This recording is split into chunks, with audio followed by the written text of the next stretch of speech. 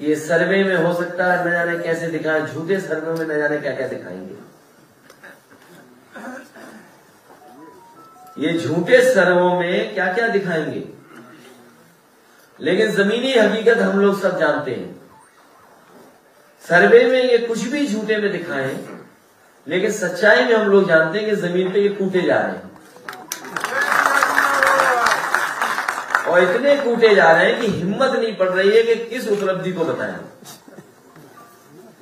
इनकी कोई उपलब्धि हो तो बताएं। उपलब्धियां है नहीं। और मुझे खुशी है इस बात की कि मंत्री रह करके दारा सिंह चौहान जी ने बहुत मेहनत कर करके विभाग में जो कुछ कर सकते थे करने का प्रयास किया और लगातार कोशिश करते थे। लेकिन पता नहीं हमारे भारतीय जनता पार्टी के मुख्यमंत्री कैसे हैं, उन्हें पेड़ पौधों से कुछ लगाव ही नहीं है, जानवरों से कोई लगाव नहीं है, उन्हें कोई नदियों से लगाव नहीं। मुझे याद है कि जब मैं एक बार विदेश यात्रा पे गया था तो मैंने वहां जानकारी की अपने लोगों से जो जानकार थे उस देश के, कि हमारे छोटे बच्चे उनको कहां लेकर के जाऊं। उस समय जो हमारे मित्र थे उन्होंने सुलह मुझे राय मशवरा दिया कि आप जाइए और एक बहुत अच्छी सफारी बनी है वो देख करके आइए। वो लॉन्ग लीड सफारी थी जिसको मैंने देखा था अपने बच्चे और परिवार के साथ,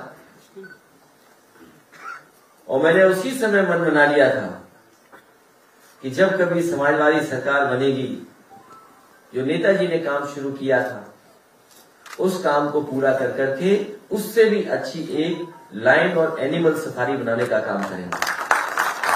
मुझे अच्छा लगा उस दिन जब आप मंत्री की हैसियत से उसको उद्घाटन करने गए, और अगर आप नहीं चाहते तो शायद उद्घाटन नहीं होता।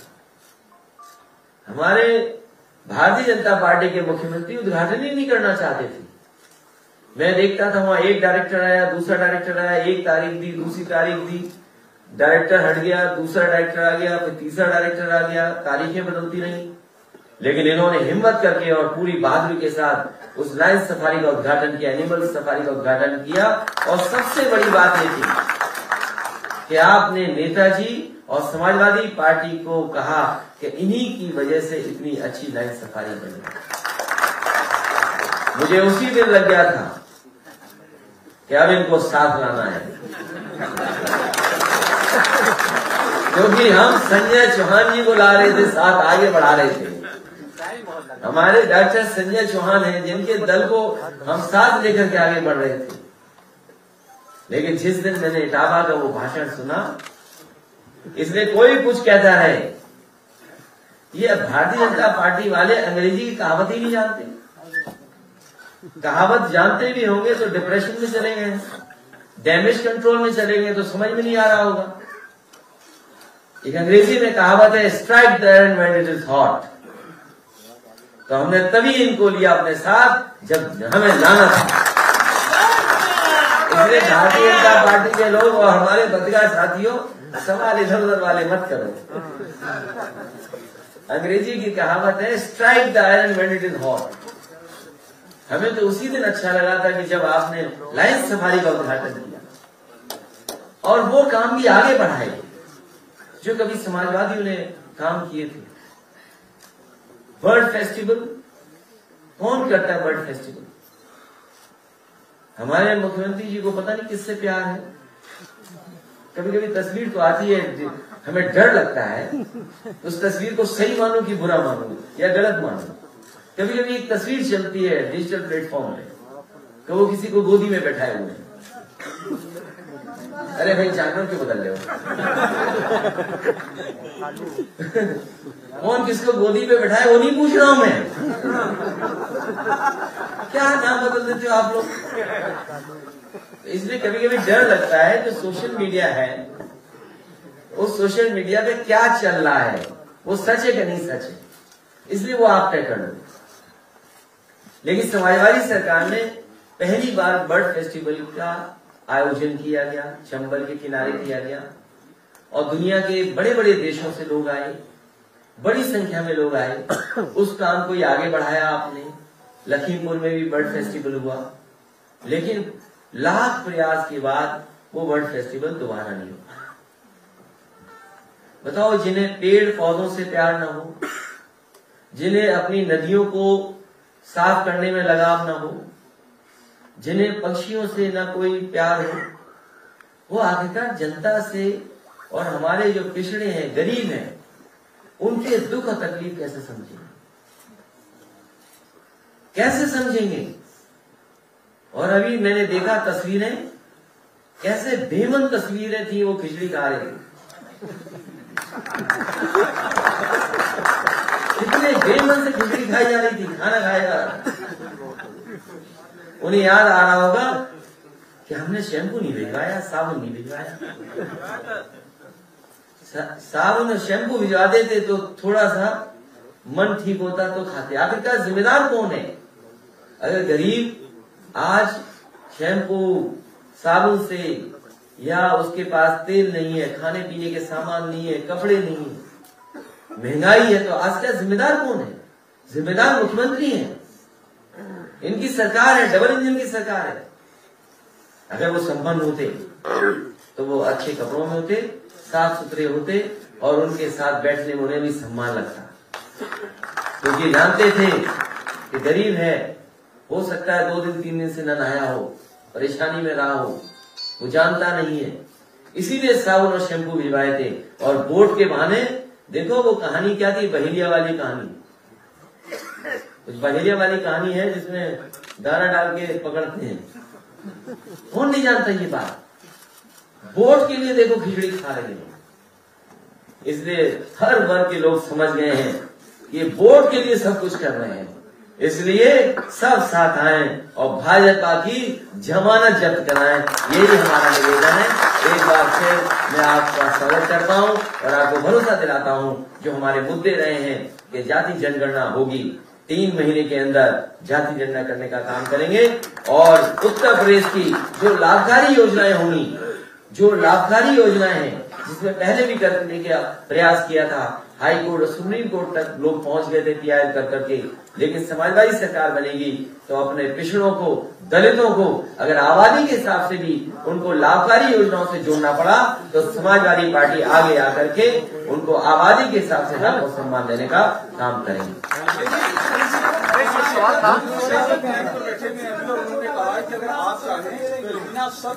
देखो भाई, हमें उलझाओ मत, अब भाई हमें उलझाओ मत।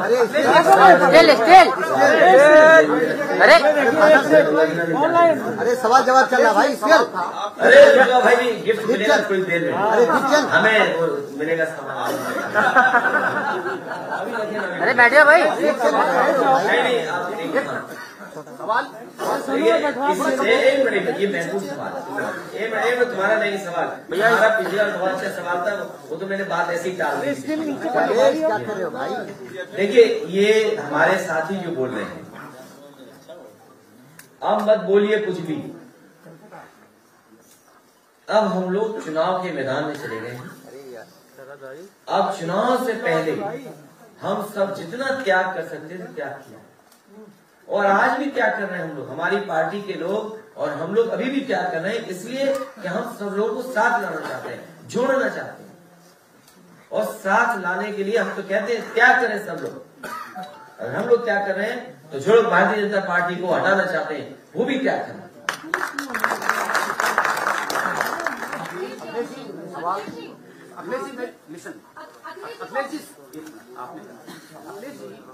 ये लाइव रखना, ये वर्चुअल रैली है, नहीं हम पे एफआईआर हो जाएगी।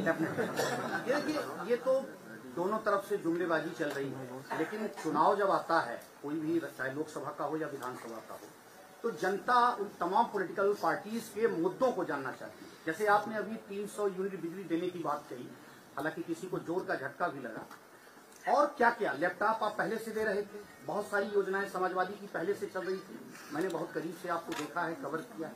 लेकिन ये चीज आप बताइए कि वो कौन कौन से और मुद्दे होंगे उत्तर प्रदेश में जो जनता को और समर्पित किए जाएंगे, या पार्टी के जो समाजवादी पार्टी का जो मुद्दा होगा, बिजली के अलावा जो जाति जनगणना राजभर जी कह ही रहे हैं।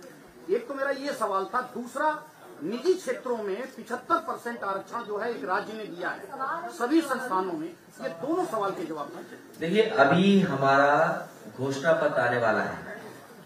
घोषणा पत्र में बहुत सारी बिंदु ये सब शामिल होंगी कि उत्तर प्रदेश में हम किस तरीके से जनता की सेवा करें, किस तरीके से उत्तर प्रदेश को खुशहाली के रास्ते पे ले जाएं। और जहाँ तक आज हमारा चौहान समाज इतने बड़े पैमाने पर जुड़ रहा है पार्टी से, उनके तमाम ऐसे सवाल हैं, तमाम ऐसे उनके फैसले हैं जिनके पक्ष में समाजवादी पार्टी खड़ी है। उनको भी हक और सम्मान मिले, उस पर समाजवादी पार्टी काम करेगी। और जहाँ बड़े बड़े सवाल हैं प्राइवेट को, ये स्वाभाविक है, भारतीय जनता पार्टी की स्ट्रेटेजी है। ये पिछड़े और दलित तो सब समझ गए हैं कि ये भारतीय जनता पार्टी की स्ट्रेटेजी है कि धीमे धीमे सब चीजें प्राइवेट कर दो। जब प्राइवेट कर दोगे तो अपने आप बाबा साहब भीमराव अम्बेडकर जी के दिया हुआ संविधान पूरा का पूरा बर्बाद हो जाएगा, खतरे में पड़ जाएगा। जैसे जैसे प्राइवेटाइजेशन होगा वैसे वैसे आरक्षण खत्म हो जाएगा। ये भारतीय जनता पार्टी की सोची समझी रणनीति है, उससे जागरूक हो गए। केवल यही नहीं है, आप स्ट्रेटेजी देखिए, पहली सूची आती है, भारतीय जनता पार्टी कहती है कि सबसे ज्यादा हम पिछड़ों को सीट दे रहे हैं। इस बार पिछड़े सब जागे हुए लोग। अभी मुख्यमंत्री राष्ट्रीय अध्यक्ष जो उन्होंने जारी की है उसमें सामाजिक न्याय का पूरा ख्याल रखा है। जो मुख्यमंत्री पूरे 4.5 साल ये कहता हो सबका साथ सबका विकास, फिर उतर आए वो 80-20 पर, और फिर अब इस सवाल पर उतर के आए, वो दूर न जाए। गोरखपुर यूनिवर्सिटी में जो भर्ती हुई है उसका सामाजिक न्याय बता दीजिए, क्या किया उन्होंने सामाजिक न्याय? केवल एक जगह बता दीजिए। दूसरा, AKTU जो कलाम साहब के नाम पर यूनिवर्सिटी है, उसमें जो भर्ती हुई है वो बताते हैं। अभी कल मैं किसी का भाषण सुन रहा था, कहा कि जो भर्तियां हो रही वो खुली छूट है भर्तियों की। इसलिए मुख्यमंत्री से ज्यादा झूठ कोई नहीं बोल सकता। अब जनता ने समझ लिया है कि भारतीय जनता पार्टी के मुख्यमंत्री झूठ बोलते थे। भारतीय जनता पार्टी के अपने लोग भी उनसे दुखी हैं। वो भारतीय जनता पार्टी के सदस्य नहीं है, सभी टिकट मांग रहे थे। जो मुख्यमंत्री टिकट मांग रहा हो, उसके मन की टिकट न मिली हो, जिसे संतों ने और गुरुओं ने कहा हो कि अगर आ गए फैजाबाद तो विदाई कर देंगे, उनकी भारतीय जनता पार्टी ने विदाई कर दी गोरखपुर भेजकर। नहीं, उनसे नहीं, सवाल हम ही देंगे, उनके बिहार पे जवाब।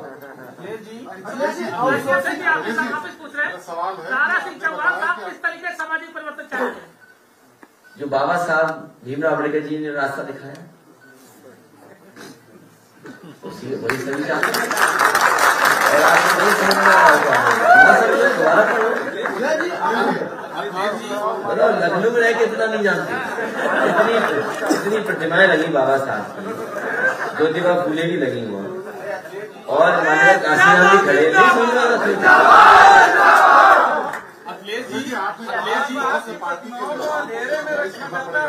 क्या चीज? विधायकों को क्या आपको नहीं लगता कि इससे नाराजगी बढ़ेगी, उनको कैसे संभालेंगे? क्या उनके लिए योजना कोई है? उनके लिए योजना बहुत बड़ी है, अभी बता दूं। उनके लिए योजना है सरकार ही योजना है।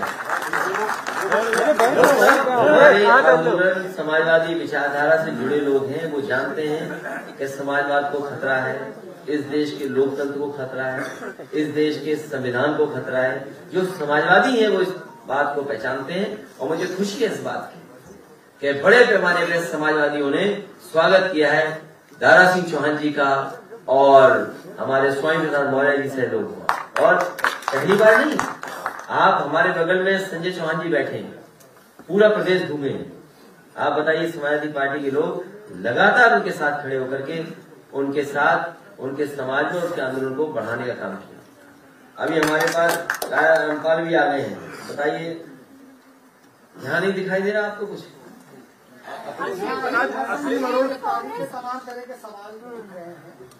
तो अगर उनको गिरफ्तार कर लिया है तो उनके परिवार में जिनके ऊपर एक भी मुकदमा नहीं होगा उनको टिकट देंगे। अनुराग ठाकुर ये कह रहे हैं अब आपने बाहर से अब आपने बैन कर दिया है, बाहर से लोग नहीं आएंगे, तो ये जो बैन है ये सब बीजेपी स्पेसिफिक है, कांग्रेस वालों को लेंगे या सबके लिए बैन? नहीं, अब हमारे पास गुंजाइश नहीं है। और अब भारतीय जनता पार्टी से मैं कहता हूं, अपनी जिसको टिकट देना चाहो दे दो। सर, अनुराग ठाकुर ये कह रहे हैं कि सपा में वो लोग आ रहे हैं जो दंगा करते हैं, भाजपा में वो लोग आ रहे हैं जो दंगा रोकते हैं। असीम अरोड़ का ये कहना है कि जब समाजवादी पार्टी की सरकार थी तो कानून व्यवस्था ठीक नहीं थी, लेकिन बाबा की सरकार में सब कुछ ठीक है। कौन कह रहा है ये बात? असीम अरोड़ जो IPS रहे, जिन्होंने आज रिटायरमेंट लिया, TRS लेकर के गए।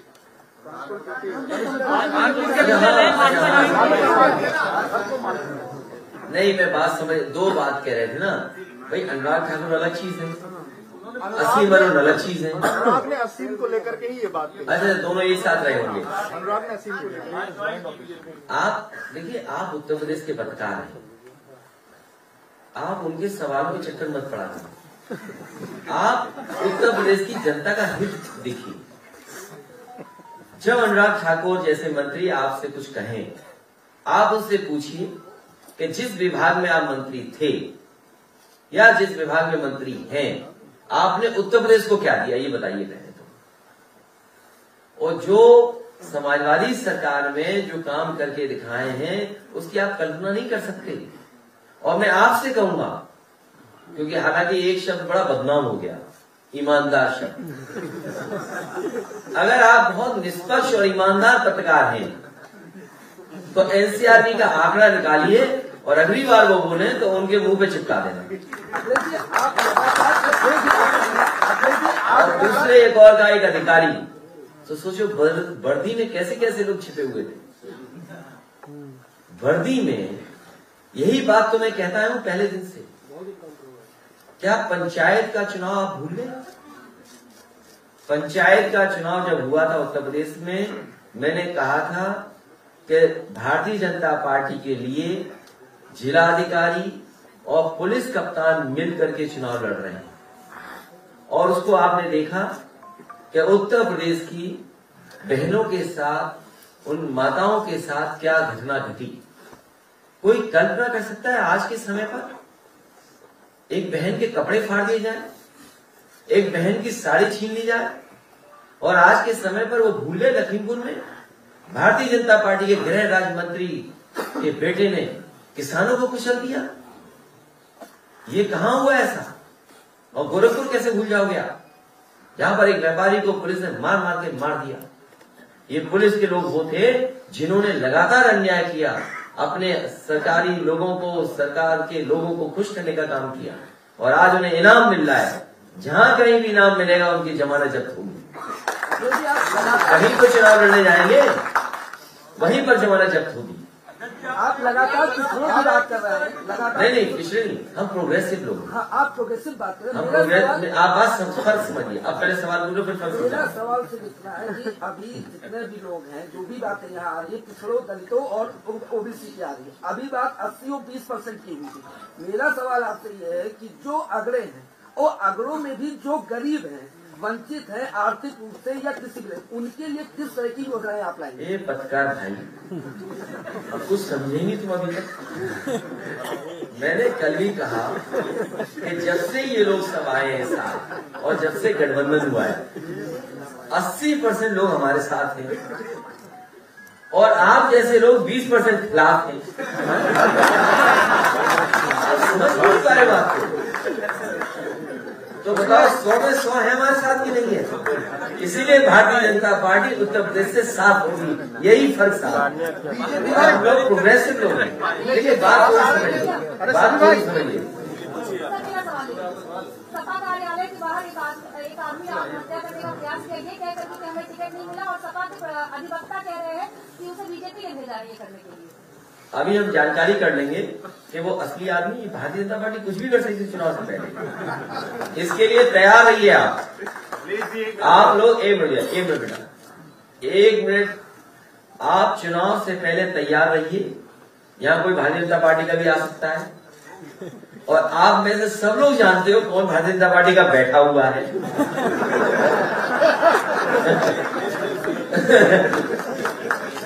क्यों पत्रकार साहब, ये बात सच है कि नहीं सच? ये हम सब लोग जानते हैं, इस तरह की घटनाएं, इस तरह के नाटक, इस तरह के बदनाम करने के लिए ये तो कुछ नहीं है, इससे भी ज्यादा होगा। देखिए तो चुनाव तो होने दो अभी शुरू, अभी तो शुरुआत ही है। और देखिए चुनाव में टिकट के लिए ये पहली बार नहीं हुआ है। टिकट जब नहीं मिलती है और मिल जाती है तो कई कार्यालय फूके जाते हैं, पिटते हैं, गुड़िया तोड़ी जाती है। ये लोकतंत्र का एक हिस्सा है। वो अपनी जिद कर रहा है, तो मैंने कहा, पुलिस से कहा कि उसे भेजो, हम देख तो नहीं ये कौन है जिसने पार्टी में काम ही न किया हो और टिकट मांग रहा हो, और हाईलाइट होने के लिए आपने न्यूज बन जाए इसलिए कुछ डाल दिया ऊपर। तो सर हम लोग मान के चले कि हम लोग तो शादी कुछ हो सकता है, सपा कार्यालय आगे पास। नहीं, ये नहीं कहूंगा मैं, नहीं ये नहीं कहूंगा। आपको हो सकता है कोविड प्रोटोकॉल के उल्लंघन में कुछ कार्रवाई हो जाए, बाकी कुछ नहीं होगा। बीजेपी